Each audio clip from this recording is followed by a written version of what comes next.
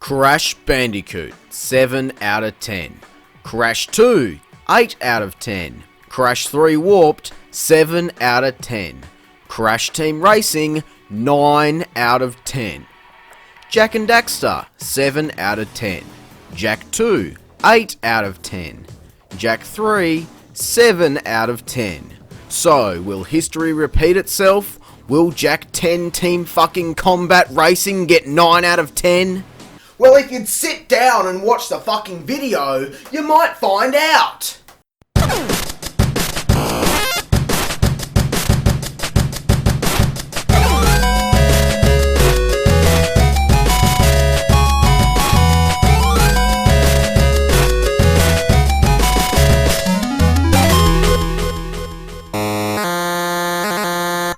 Hello everybody, I'm Square-Eyed Jak. Square-Eyed Jak X. Combat Racing. Let's talk about the title of this game, because it's fucking stupid. First off, the PAL release is known as Jak X, but in America, the full title is Jak X Combat Racing. Now if that's not stupid enough, why is it Jak X to begin with? The letter X equals 10. Ooh, let's be extremely different and edgy by calling it Jak X. That would be like calling Bambi 4 Bambi X. Before I start yapping on about the story, Queens of the fucking Stone Age.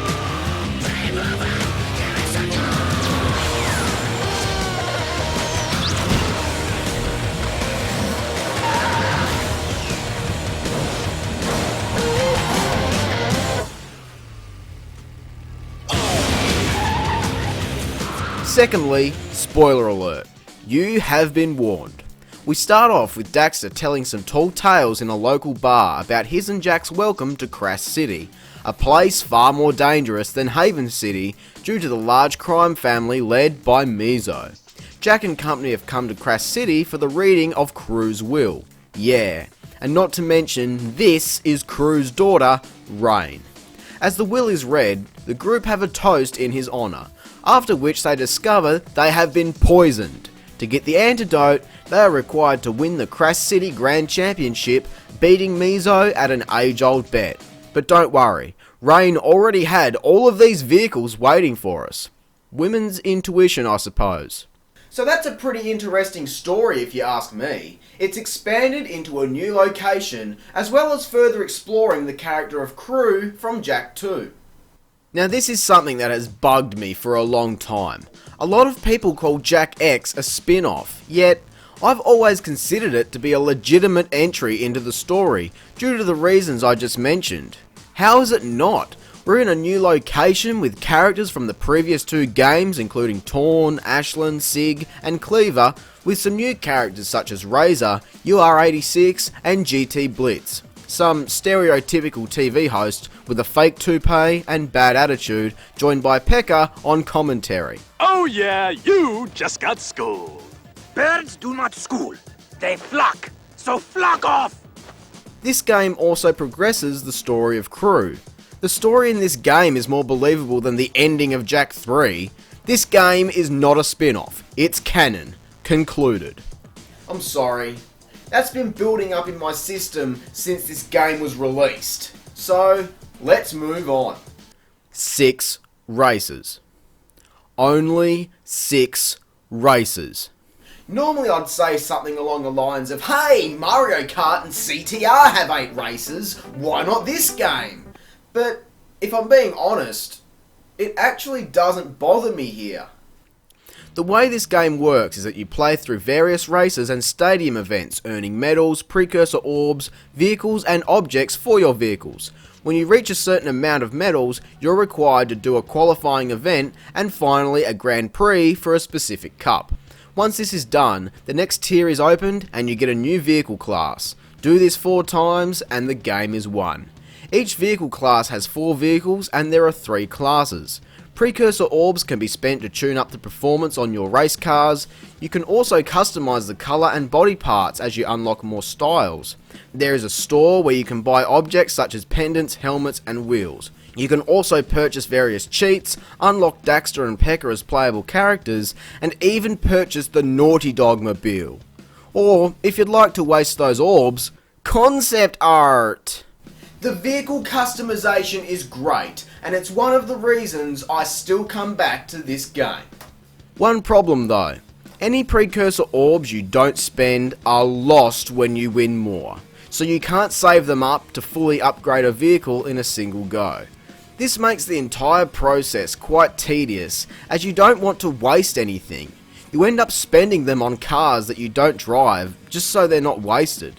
The driving in this game is great. Majority of the vehicles control really well, and there are tons of great game modes such as Turbo Dash, Rush Hour, Capture and Sport Hunt to name a few. The music kicks ass, the graphics are bright and colourful, and the load times are very short, almost instant. But when they do go a bit longer, you can interact with the loading text. Whee! The easiest way for me to explain this game is that it retains the classic kart racer conventions such as item pickups, turbo pads, and friends killing the living shit out of each other. But then it blends that with the gameplay style and destruction of a Burnout game, which is awesome! All of the ecos from Precursor Legacy are back. Green is health, yellow gives you a forwards weapon, and red gives you a defense weapon launched from the rear. Blue eco is used as a turbo boost, but it can also be gained by driving over boost pads, drifting, getting good hang time, and various other ways depending on the game mode. By killing lots of stuff and not dying yourself, you get dark eco. This powers up all of your weapons, much like Wampa Fruit in Crash Team Racing. All of the ecos are as valuable as each other, and everything feels balanced. Good. I'm sick of all this overpowered shit.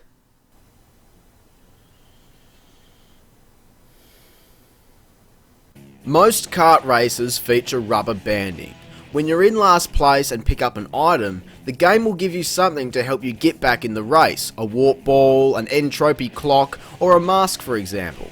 This game features these as well in the form of a Super Turbo, a Peacemaker, and even a Supernova. But you can get these items in second place. While it doesn't happen every race, it makes the rubber banding feel very unbalanced, and that is a big issue. Another issue is that the game is already quite easy. If you're driving a car with no upgrades, then it's not bad, but once you start powering up, most of the difficulty goes away. Not to mention, most of the tracks are only 2 or even 1 lap, yet they're still quite long. You thought 3 laps on Tiny Arena was a challenge. Most races here last 4 to 5 minutes. But the level design is great, taking us through Crash City, Haven City, Spargus, and an ice area that we've never seen before. All of the tracks are intertwined to give a much more realistic feel, and while the races are easy, they still manage to be close races, seeing you win by a fraction of a hair. The issue of the game being too easy may have something to do with my skill level at the game. While I'm not a god at it or anything like that, I've been playing this game for 10 years. I'm bound to be pretty good at it. By the third tier of races, most of the tracks start to get pretty repetitive, but luckily, we're in the closing moments of the game. GT Blitz continues to get more and more suspicious and very back-off-ish.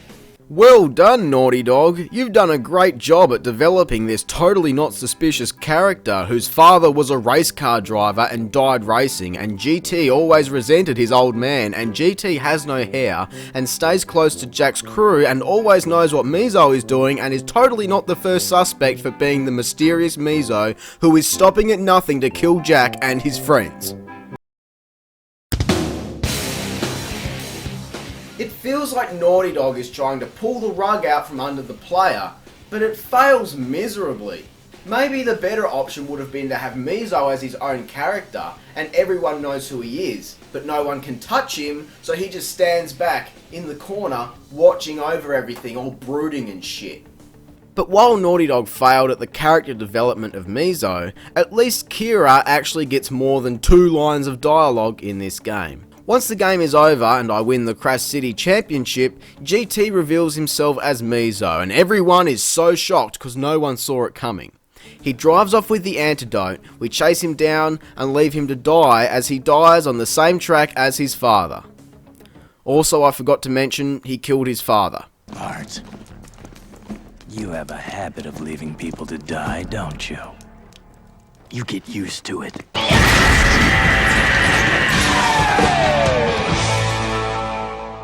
But wait, are you ready for the real plot twist?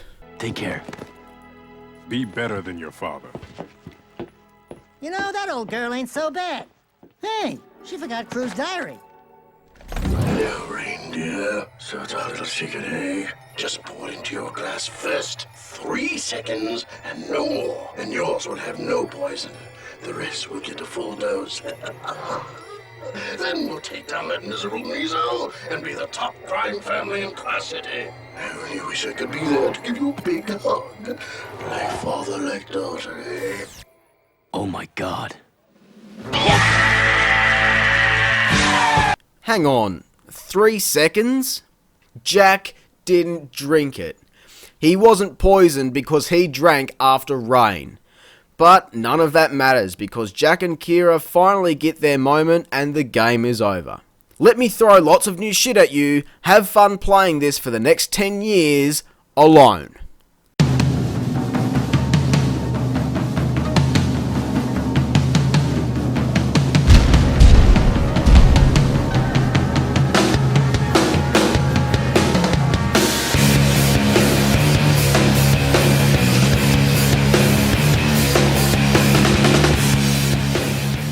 Did you know, there are lots of secret characters to be found.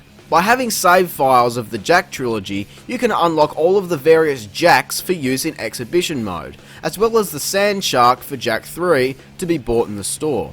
If you have a save file of Ratchet and Clank, you can play as Ratchet.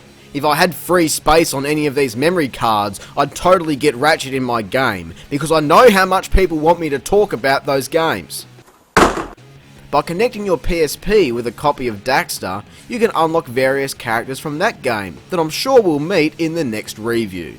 But if your Daxter save file is 100%, you get this kick-ass Daxtermobile. Awesome. That is seriously the extent of this game. There isn't a whole lot left. Jak X is a really fun racing game, but it does have its issues. Does this game deserve a 9? No. Jak X Combat Racing gets 7 out of 10. The issues I mentioned don't interfere a whole lot with just how fun this game is, and sometimes that's the most important thing. But anyway, I hope you enjoyed the video. If you did, be sure to leave a like, subscribe and share. I'm Square Eye Jak, and have a great fucking day. Thanks for watching.